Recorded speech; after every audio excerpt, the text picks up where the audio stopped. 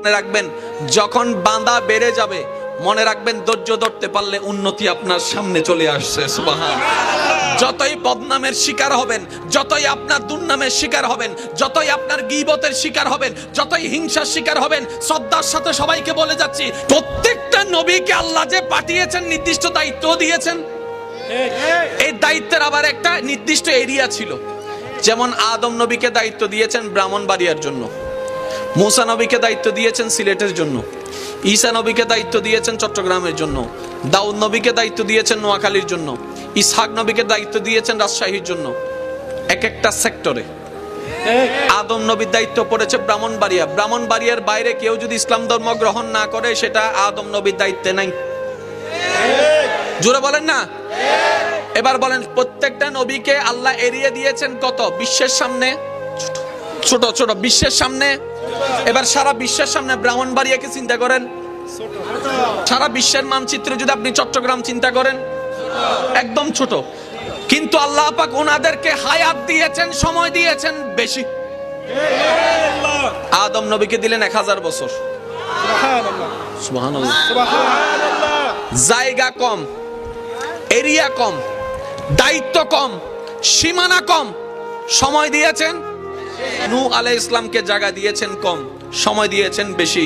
মুসা আলাইহিস সালামকে জায়গা দিয়েছেন কম, সময় দিয়েছেন বেশি। হযরত ইউসুফ আলাইহিস সালামকে জায়গা দিয়েছেন কম, সময় দিয়েছেন বেশি।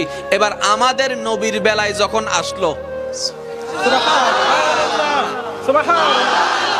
নবী রাহমাতুল লিল আলামিন বলে, আল্লাহ সবার এরিয়া তো বুঝাই দিছো, আমার এরিয়া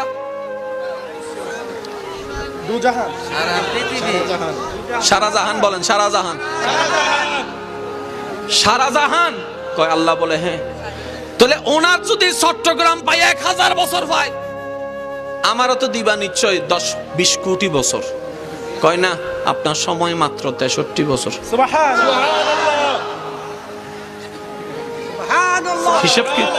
হিসাব কি মিললো? হিসাব কি মিললো? ওনাদেরকে দিছে জায়গা ছোট, হায়াত বেশি, 1000 বছর। মুখে আটার কথা নিয়ে কত বছর এরিয়া দিছে 70।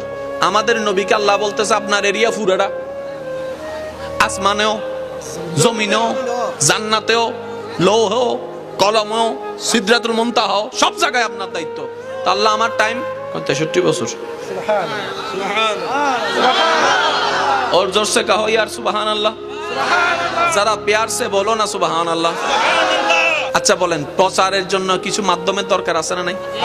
যেমন এখন প্রচার করা সহজ, এই ইউটিউব আছে, ফেসবুক আছে, মোবাইল আছে, এই আছে সেই আছে। নবীর আমলে কিচ্ছু ছিল? নবীকে সময় দিয়েছেন। এই চ্যালেঞ্জটা দেখেন ভাইয়া, নবীকে সময় দিয়েছেন আল্লাহ কত বছর? 63 বছর। এবার নবী রাহমাতুল লিল আলামিন দুনিয়াতে আসলেন 1 বছর, বুঝার জন্য বলছি 1 বছর। নবী বলে যে আল্লাহ শুরু করি, আল্লাহ পাক বলে যে না, এখন না। নবীর বয়স 5 বছর, আল্লাহ শুরু করি, এখন না। আল্লাহ 25 বছর, এখন শুরু করি। যত বয়স বাড়ে 63 থেকে কমে, যত বয়স বাড়ে 63 থেকে কমে, যত বয়স বাড়ে 63 থেকে কমে। এবার নবীজির বয়স, আপনার আমার নবীর বয়স যখন 35, নবী বলে আল্লাহ শুরু করি। আল্লাহ 63 থেকে তো 35 শেষ, অল্প বাকি আছে, অল্প বাকি আছে, এত বড় এরিয়া। রব বলেন আপনি টেনশন করেন না, আমি আছি তো আপনার, কেন এত টেনশন? হাই হাই হাই, আরেকটু জোরে। এবার নবীজির বয়স মোবারক যখন 40 হলো, আল্লাহ পাক বলেন হাবিব এবার শুরু করেন, এবার শুরু করেন, এবার। আচ্ছা এই জায়গায় আপনি আমি হলে কিতা কইতাম? শুরু করতাম। 40 বছর বাকি আছে, 23 বাকি আছে। এই 23 বছরে কি আমি আরবে থাকতাম নাকি আজমে যাইয়াম? নবী তা বলে নাই, নবী তা বলে নাই। নবী আল্লাহর হুকুম যাহা তাহাই শুরু করলেন। জগৎ জিজ্ঞেস করে, ও নবী রাহমাতুল লিল আলামিন, এই অল্প সময় কিভাবে কি করবেন? নবী বলে সেটা আমার দেখার বিষয় নয়, আমার মালিক যা হুকুম করেছেন আমি সেটাই করতে শুরু করব। আমার কাজ করে যাওয়া, পৌঁছায় দেওয়ার দায়িত্ব আমার রবের। আল্লাহু আকবার। নারে রিসালাত। আল্লামা মুফতি সৈয়দ মুকাররম বারী সাহেব জিন্দাবাদ, জিন্দাবাদ। আমি কি বানায় বানায় কিছু বলতেছি? এবার আসুন একটু একটু খেয়াল করেন ভাইয়া, মনোযোগ মনোযোগ মনোযোগ। 40 বছরে ইসলামের দাওয়াত দেওয়া শুরু, 63 বছরে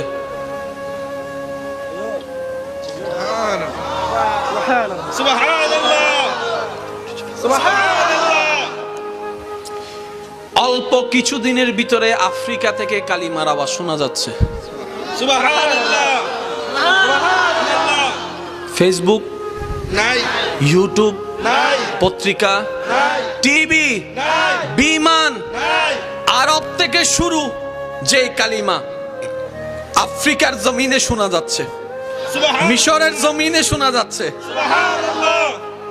যারা চেয়েছিল বন্দী রাখতে তারাও হতবাক। কয়ে মুহাম্মদকে বন্দী করার জন্য, ধ্বংস করার জন্য মক্কা থেকে মদিনায় পাঠাই দিছি। কিছুদিন পরে দেখে 3-4 জন নিয়ে যাওয়া নবী রাহমাতুল লিল আলামিন 10,000-এর বেশি মুসলমান নিয়ে মক্কা বিজয়ের দিকেও রওনা দিয়েছে। এটা আমাদের সবার জীবনের জন্য একটা শিক্ষা। মনে রাখবেন, যখন বাঁধা বেড়ে যাবে, মনে রাখবেন ধৈর্য ধরতে পারলে উন্নতি আপনার সামনে চলে আসছে। সুবহানাল্লাহ। যতই বদনামের শিকার হবেন, যতই আপনার দুর্নামের শিকার হবেন, যতই আপনার গীবতের শিকার হবেন, যতই হিংসার শিকার হবেন, শ্রদ্ধার সাথে সবাইকে বলে যাচ্ছি, শুধু একটু যদি সবরটা করে রাখতে